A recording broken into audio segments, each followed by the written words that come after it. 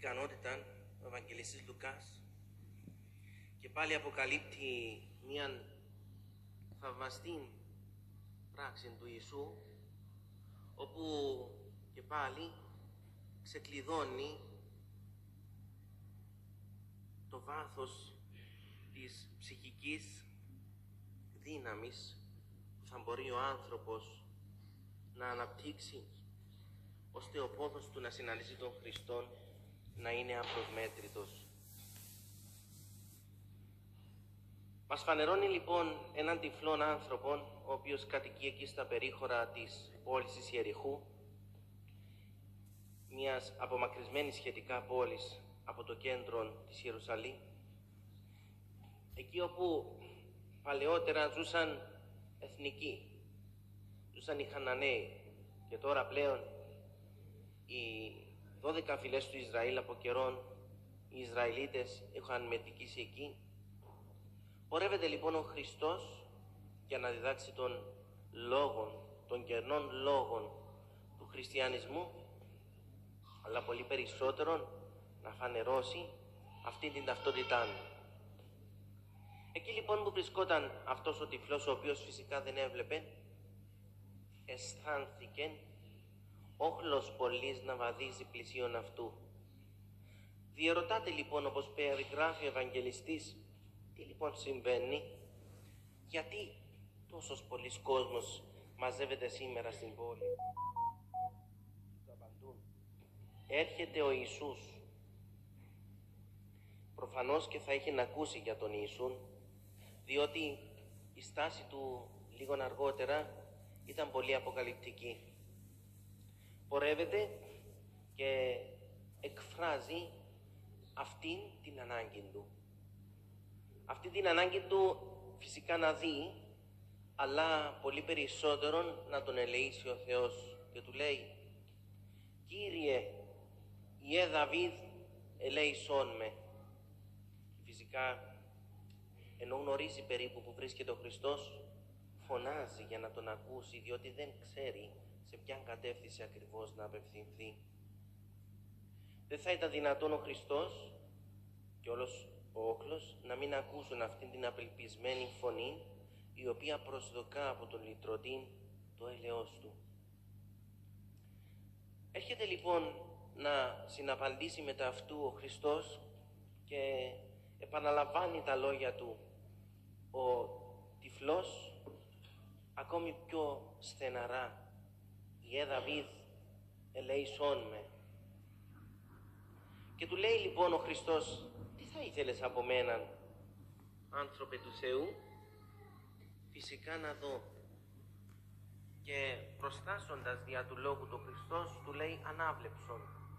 Και φυσικά τα μάτια του διανοίγονται με μιας.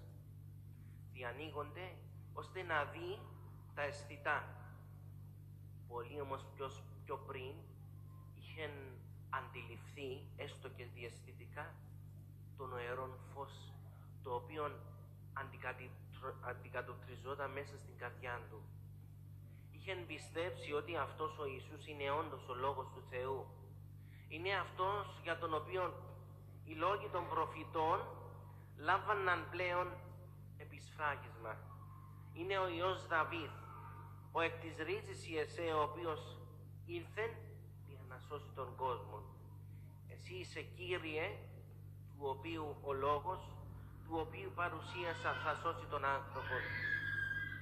Αυτή λοιπόν η επιθυμία του τυφλού να δει είχε βάθος μεγάλο, ώστε πρωτίστως να ελεήσει όλη του την ύπαρξη.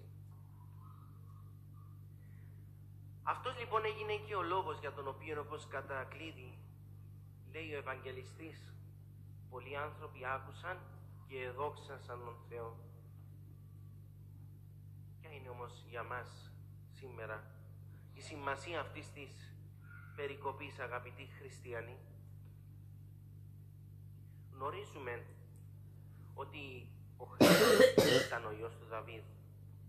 Ήταν ο Μεσσίας, ο οποίος φέρνει το λυτρωμόν στους ανθρώπους. Αυτή η στάση του τυφλού, αυτή η στάση της πίστεως, της βαθιάς πίστης, είναι αυτή που έδωσε την ομολογία, έστω και αν δεν έβλεπε να κεντρήσει το ενδιαφέρον του Χριστού. Αυτή η πίστη ομολογείται και από μας, ο καθένας στο μέτρο το οποίο μπορεί να δώσει καθημερινά. Είτε μέσα από τη δοκιμασία, την οποιαδήποτε δοκιμασία, είτε και ακόμα μέσα από την προσευχή μας. Να θυμίσω ενδεικτικά, στη δοξολογία λέμε «Ευλογητός ή Κύριε, δίδαξόν με τα δικαιώματά σου». Τι εννοούμε όταν λέμε «δίδαξόν με τα δικαιώματά σου» και ποια είναι τα δικαιώματα που έχει σε εμάς ο Χριστός? Τα δικαιώματα του Χριστού στην ύπαρξή μας είναι αυτή η ανταπόκριση δική μας. Είναι αυτή η εκούσια και η θελημένη καλλιέργεια της ψυχής μας να ψάξει όχι μόνο επιφανειακά, αλλά σε βάθος και να γεμίσει μέσα την ύπαρξή μας. Είναι αυτή η ανάγκη μας να μας ελεεί συνεχώς ο Θεός και να συμπορεύεται μαζί μας συνεχώς. Είναι το διαρκές αίτημα κατά το οποίο μπορεί να χρειαζόμαστε, ναι, να μας δίνει τα αισθητά, αλλά πολύ περισσότερο επιζητούμε το Άγιον ελεός Του. Έτσι λοιπόν, ας γίνει αυτή η ομολογία και η περίτρανη πίστη του τυφλού, λόγος για τον οποίο θα δίνουμε πάντοτε δικαιώματα στην ύπαρξή μας σε αυτόν τον δημιουργό και λυτρωτή μας. Μια ανακοίνωση στην αγάπη σας.